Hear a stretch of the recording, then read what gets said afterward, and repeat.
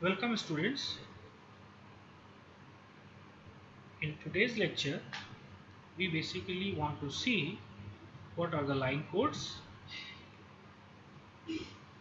and what is power spectral density. So we want to see what is line code and what is power spectral density. So if we come to our objectives,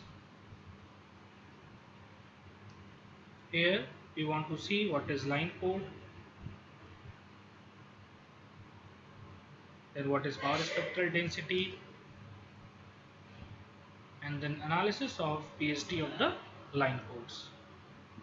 So actually we want to see what is line code, we want to see what is the definition of power spectral density, and then we also want to analyze the power spectral density of line codes.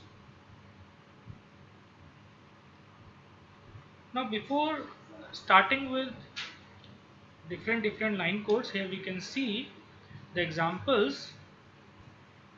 Here we can see the example of line codes, and this is on off RZ, then we can have polar RZ, bipolar RZ, on off and RZ, and polar RZ.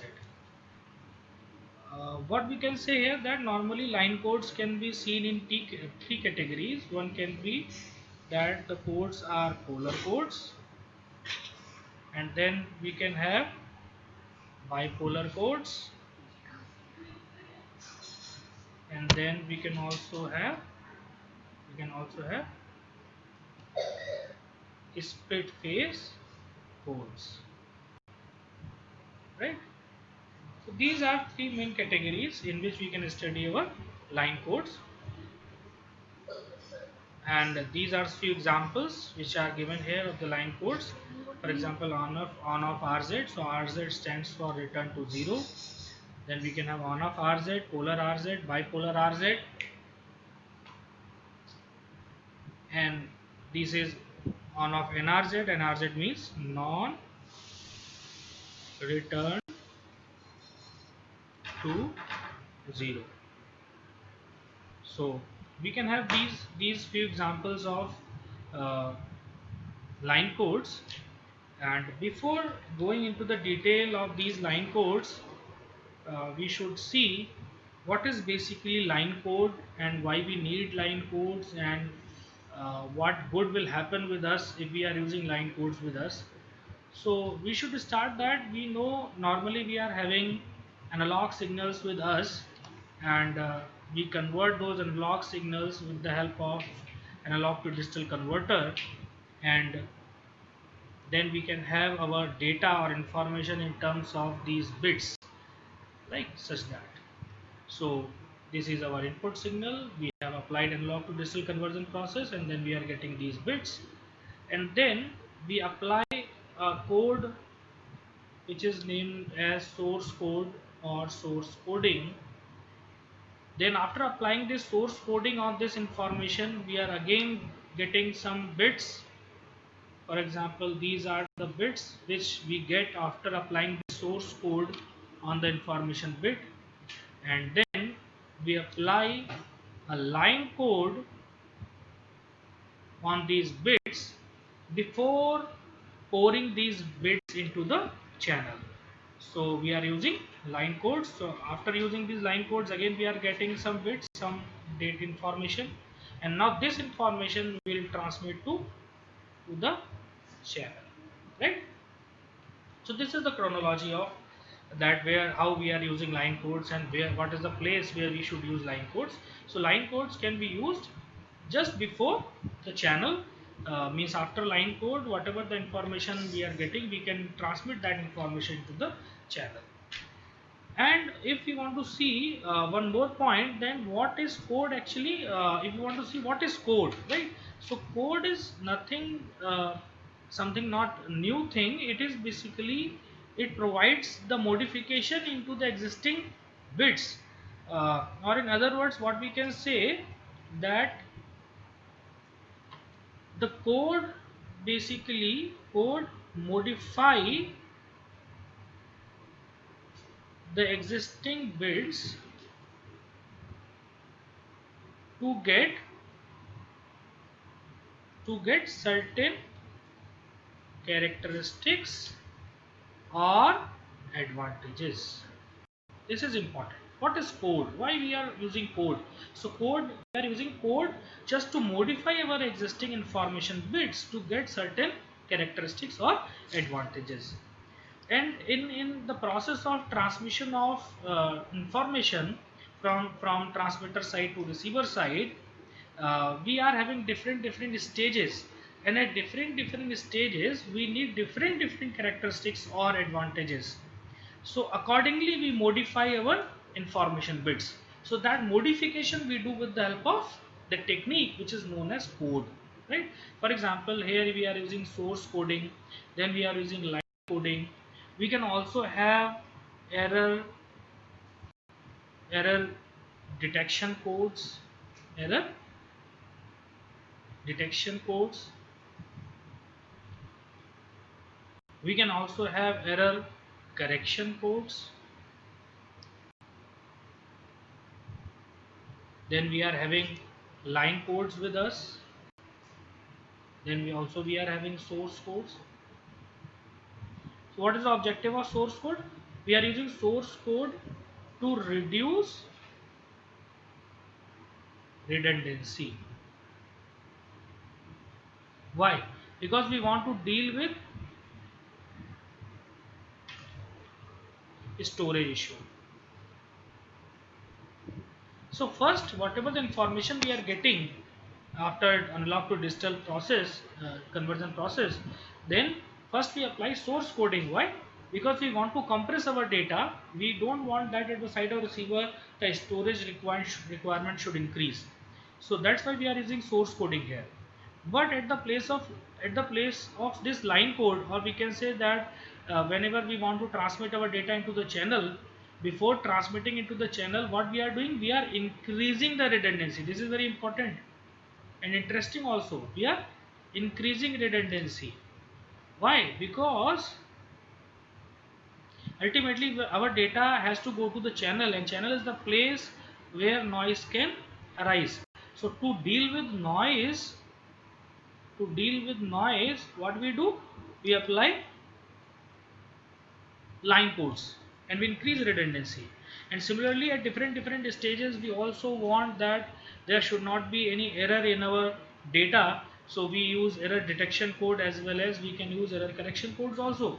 So here with the help of this discussion, I just want to show that what is the meaning of line code, and at what place we are using line code, and other than line code, what are other possibilities? What is source coding? What is error detection coding, or error correction coding, right? So all these type of codings we need whenever we want to transmit our data successfully from transmitter to receiver. Definitely, I have told you that we are using codes to get certain advantages, right? So what the advantages we have, or we should have, if we are using a good line code, means if we are using line code, then what the advantages we should have. So I should write down here, if we are using a good line code, then the transmission bandwidth should be smaller, right? Means if we use line code, a good line code, then it make our transmission bandwidth smaller, and this is a very advantageous point for us. We know that we are always lacking in terms of bandwidth. What I mean to say, that we don't have enormous bandwidth with us. We all are, we say that we are having very less amount of bandwidth available to us for the purpose of communication. So we should have the schemes which are very transmission, means which are very bandwidth efficient. So we can use a line code, and this line code make our required transmission bandwidth smaller. Second, the advantage which our line code should give us, that it should make our transmission power efficient, right? It should make our transmission power efficient. So it means that the transmitted sequence, data sequence or information sequence should need less amount of power for the purpose of transmission. And then we also want that our line code should have error correction as well as error detection capability, right? This all also we want from this line code. And then the next property or next requirement for a good line code can be it should make a favorable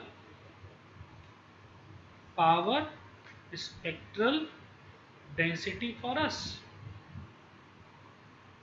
What it means, that whenever we are having f is equal to 0, the PSD of our signal should also be equal to 0. This is very important. Actually, what happens whenever we do AC coupling at the repeaters, we know that we are using repeaters in digital communication.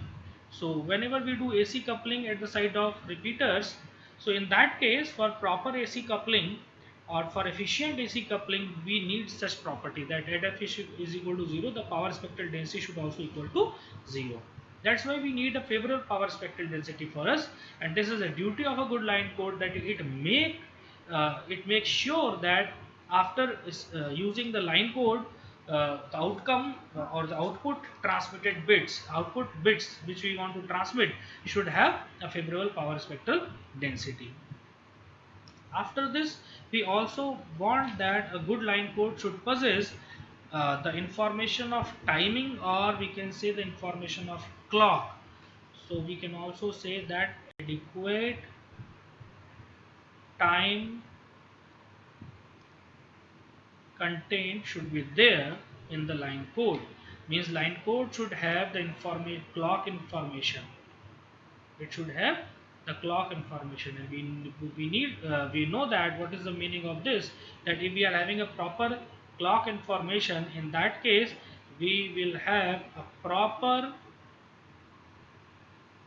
synchronization between transmission and reception of bits. Proper synchronization between transmission and reception bits, which is highly required, because if we are having adequate time content with us, then definitely there will not be any delay in transmission and reception, or means if we are having a proper synchronization, then we can also reduce the chance of error in communication. So these are some characteristics or some uh, requirements of a good line code. So this we should know, that whenever we are using any line code, it should have such kind of characteristics, and it will modify our information bits in such a way that it will make transmission bandwidth smaller, it will make our information power efficient, it provide us the error correction and detection capability, as well as favorable power spectral density and adequate time content, right? And means clock information. So I am stopping here because I don't want to make long video. So in this video, what we learned that what is line code, and at what place we are using line code whenever we want to transmit our data from transmitter to receiver, and what should be the properties or characteristics of a good line code. This we have seen, right? In the next lecture, in the next video, we'll see some more concepts, some more detailed analysis of the line codes, and will understand the concept in a better way. So I hope you got the main theme of the line code, and now we'll meet in the next lecture. Till then, have patience listening and patience learning. Thank you very much.